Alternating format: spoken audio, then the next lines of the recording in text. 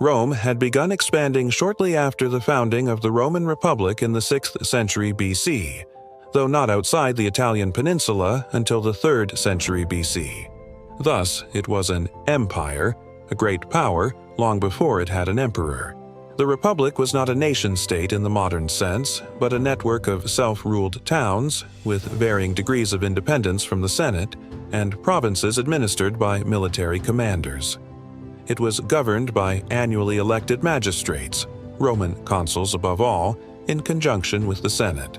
The 1st century BC was a time of political and military upheaval, which ultimately led to rule by emperors. The consul's military power rested in the Roman legal concept of imperium, meaning command, typically in a military sense. Occasionally, successful consuls or generals were given the honorary title imperator, commander. This is the origin of the word emperor, since this title was always bestowed to the early emperors. Rome suffered a long series of internal conflicts, conspiracies, and civil wars from the late 2nd century BC, see Crisis of the Roman Republic, while greatly extending its power beyond Italy. In 44 BC, Julius Caesar was briefly perpetual dictator before being assassinated by a faction that opposed his concentration of power. This faction was driven from Rome and defeated at the Battle of Philippi in 42 BC by Mark Antony and Caesar's adopted son Octavian.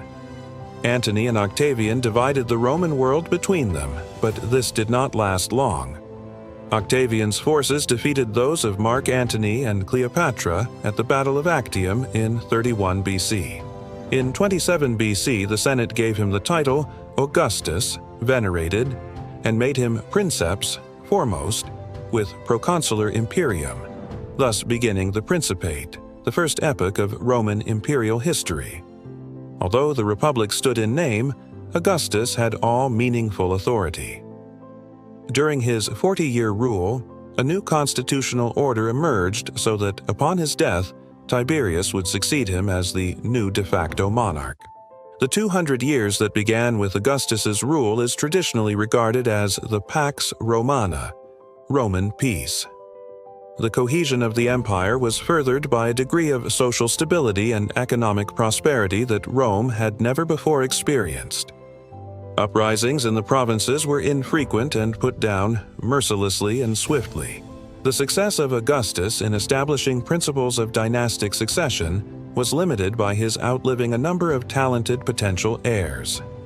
The Julio-Claudian dynasty lasted for 4 more emperors, Tiberius, Caligula, Claudius, and Nero, before it yielded in 69 AD to the strife-torn year of the 4 emperors, from which Vespasian emerged as the victor. Vespasian became the founder of the brief Flavian dynasty, followed by the Nerva-Antonine dynasty, which produced the 5 good emperors: Nerva, Trajan, Hadrian, Antoninus Pius, and Marcus Aurelius.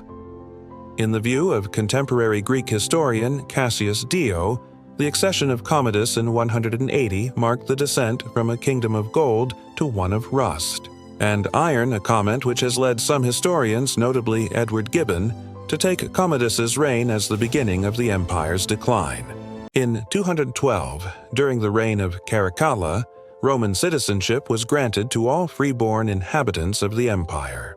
The Severan dynasty was tumultuous. An emperor's reign was ended routinely by his murder or execution, and following its collapse the empire was engulfed by the crisis of the 3rd century, a period of invasions, civil strife, economic disorder, and plague. 38. In defining historical epochs, this crisis sometimes marks the transition from classical to late antiquity. Aurelian, R. 270–275, stabilized the empire militarily, and Diocletian reorganized and restored much of it in 285. Diocletian, his reign brought the empire's most concerted effort against the perceived threat of Christianity, the Great Persecution. Diocletian divided the empire into 4 regions, each ruled by a separate tetrarch. Confident that he fixed the disorder plaguing Rome, he abdicated along with his co-emperor, but the tetrarchy collapsed shortly after. Order was eventually restored by Constantine the Great, who became the first emperor to convert to Christianity, and who established Constantinople as the new capital of the Eastern Empire. During the decades of the Constantinian and Valentinian dynasties, the empire was divided along an east-west axis, with dual power centers in Constantinople and Rome. Julian, who under the influence of his advisor Mardonius attempted to restore classical Roman and Hellenistic religion, only briefly interrupted the succession of Christian emperors. Theodosius III, the last emperor to rule over both East and West, died in 395 after making Christianity the state religion.